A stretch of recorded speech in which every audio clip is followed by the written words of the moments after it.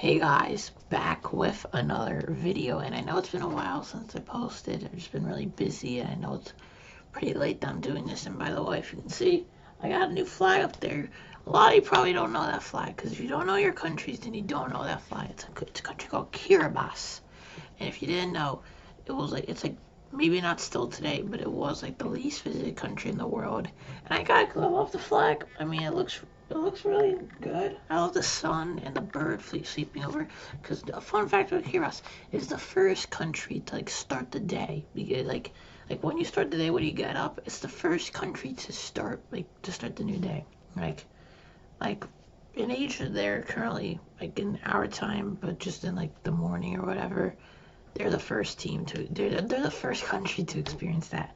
But we gotta talk about F1 because again, like I said, I'm busy, but it's time to finally talk about F1. I haven't done a video about F1 since like late December when I reacted to my predictions, I think. But I need to do a weekend wrap up, and because I like the first four races, it's really jumbled up.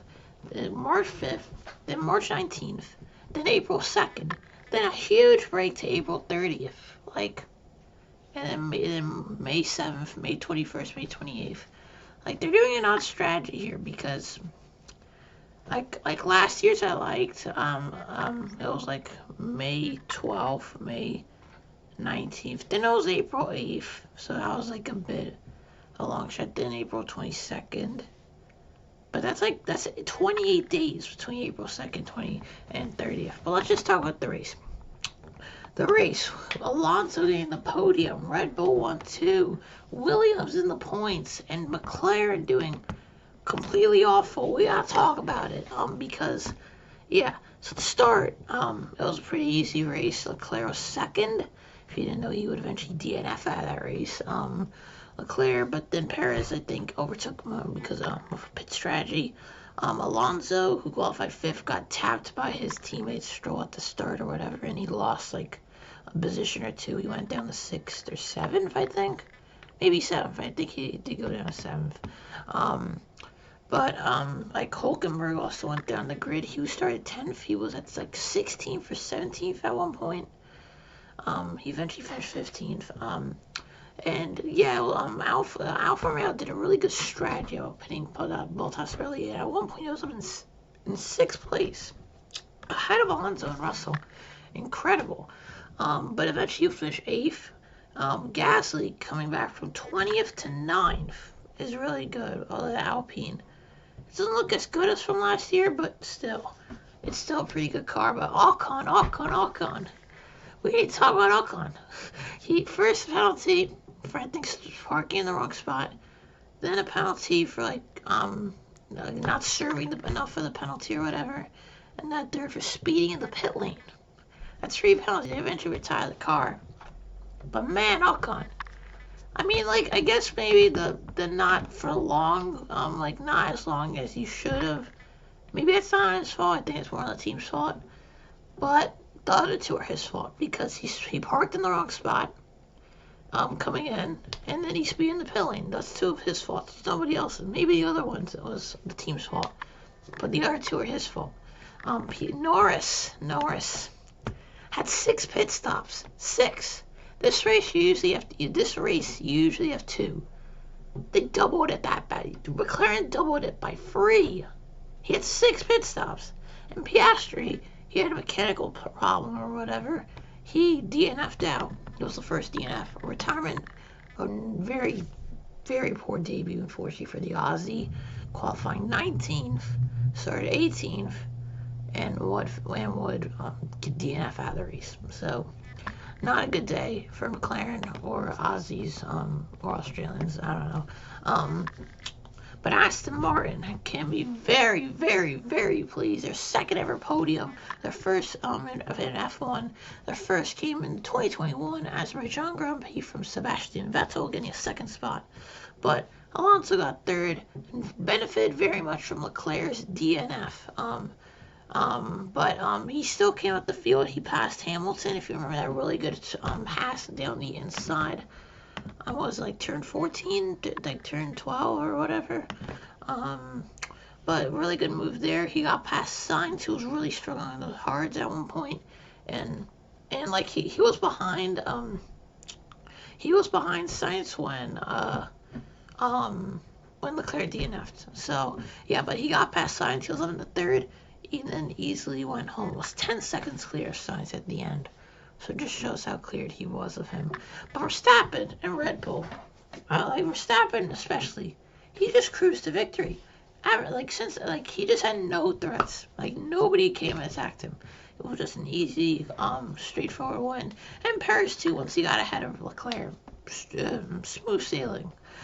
Stroll, to be fair, I've given Stroll a lot of criticism, but considering that he was almost not fit to race, like a week ago, I still think maybe he shouldn't have raced because, like, for example, that first turn move where he hit Alonso wasn't very great, and also in practice there was some things like where he was hurt holding with just one hand, but still, great job finishing him in 6th ahead of Russell.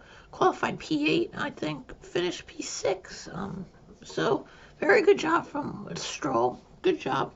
Kind of considering all the factors. But Russell 7th and Hamilton 5th. Mercedes don't look quick. They look like the 4th fastest car. They look like behind Aston. Maybe even Aston. I think Ferrari's still 2nd, but Aston could be faster. I just think that still maybe Ferrari's a bit faster. But although Hamilton finished 2 places higher, he was still only Russell was still only 5 seconds off Hamilton.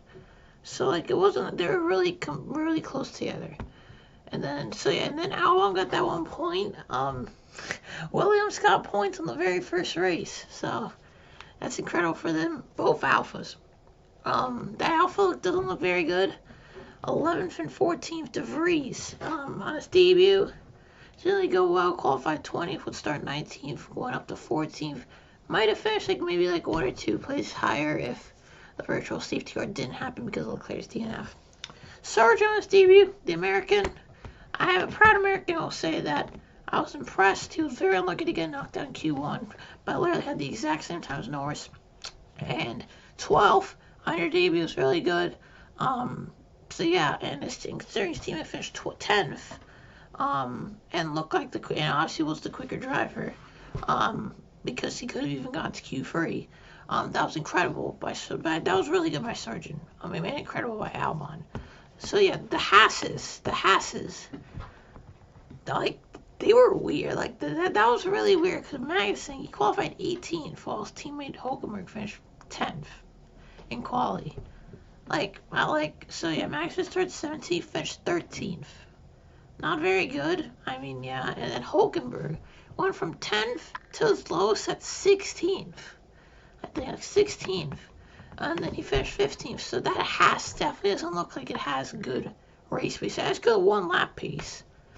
But that race pace looks awful because they were probably the lowest.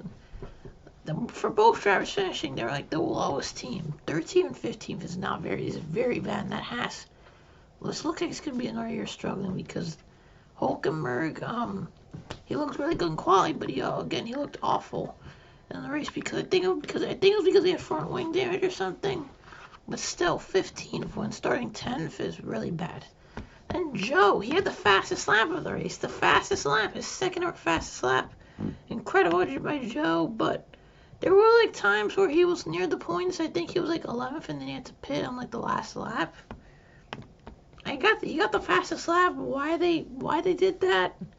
If it was because of front wing damage, okay. But if they just wanted to get the fastest lap, that was a bit of a dumb move. Yeah, that's the weekend report. Went through everything, all the cars and all the stuff. I went through every driver, how they did, every team. So yeah, McLaren is the worst currently. Yeah. And then Haas is also down there, and I think it's Williams, Alpine, and then more. But underrated performance again from Bottas did really good. And Gasly as well, Albon, Stroll, Alonso, all did good. And so yeah, Saudi and not this weekend, next weekend. But this beginning of season is going to be annoying because we have March 19th, April 2nd, and then April 30th. That's such a big gap. That's like, it's 4 weeks after the next one. Then it starts to get better, like May 7th, May 21st, May 20th, but like that's almost 3 months in the first 6-7 races. Like that's a big margin, but I just want to point that out. Hope you guys like this video. I'll be back with more content coming tomorrow. More just had busy like this beginning of the week and stuff. So yeah, but I hope you guys like this video. I'll see you guys next time. See ya.